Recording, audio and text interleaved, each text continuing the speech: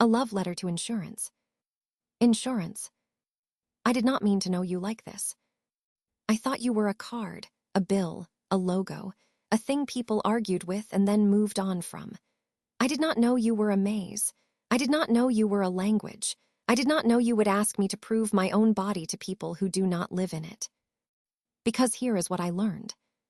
Pain is not enough. Struggle is not enough. Losing function is not enough. A doctor saying this is medically necessary is not enough. A treatment plan is not enough. Reality, apparently, is not enough. No. You want it translated.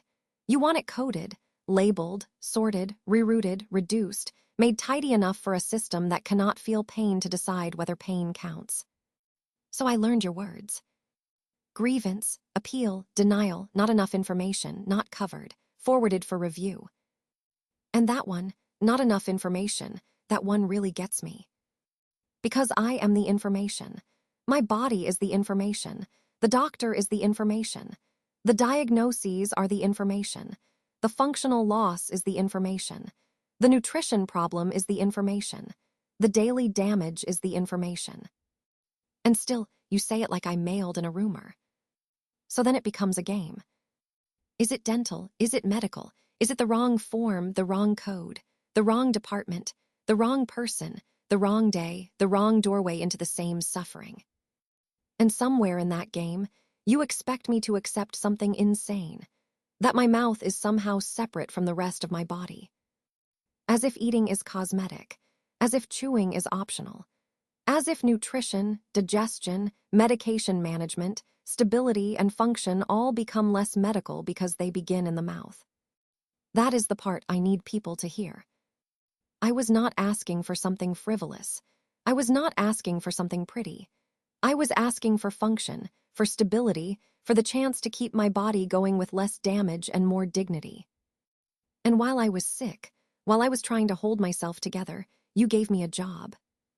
Track everything, save everything, call again, retell it, explain it better, stay calm, stay polite, stay organized, stay nice enough to deserve a review. Do you hear how brutal that is? To make a sick person become their own advocate, their own case manager, their own file clerk, their own legal assistant, their own witness, just to maybe be considered correctly. I know dates now. I know call times. I know names. I know case numbers. I know what it feels like to wait for a letter that decides whether survival counts in the right category. I know what it is to have someone kind inside the system tell me, "You are not being difficult," and feel that hit me like grief. Because that should not be rare. A sick person should not feel relief just because someone finally admits she is not the problem. This was never just about treatment. It was about being believed. It was about whether I could say this is hurting me, this is affecting my health, this is medically necessary, and not be brushed aside by administrative fog and benefit language and examples used like walls. Because I heard that too. I heard examples turned into limits. I heard complexity flattened into refusal. I heard not covered said like it meant not real. It does not. Say that again. Not covered does not mean not real. Not approved does not mean not necessary. And denied does not mean wrong. It can also mean the system is faster at refusing than understanding. It can mean the paperwork arrived before the humanity did. It can mean the burden was placed exactly where it always gets placed, on the sick person already carrying too much. So yes, maybe this is a love letter. But not the soft kind, not the gentle kind.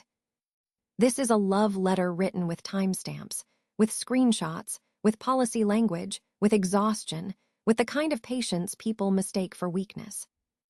You did not make me smaller. You made me sharper.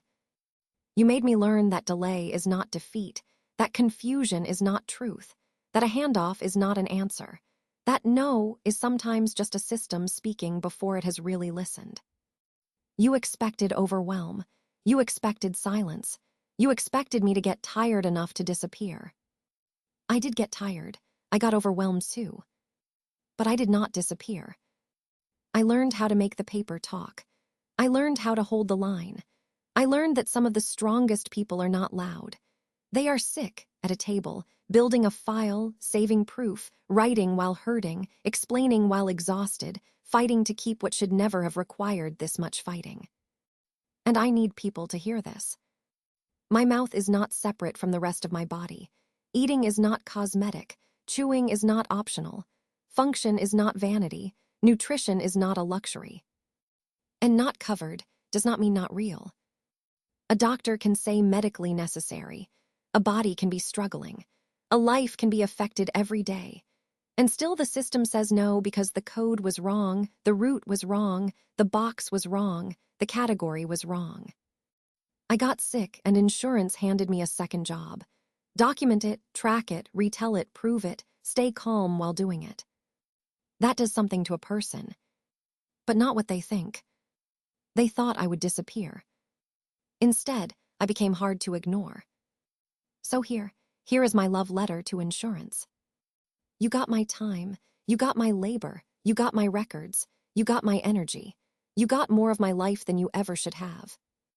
You may control the paperwork, but I am still the one telling the truth. And you do not get my silence, sincerely. The patient who learned how to read the fine print. And stayed anyway.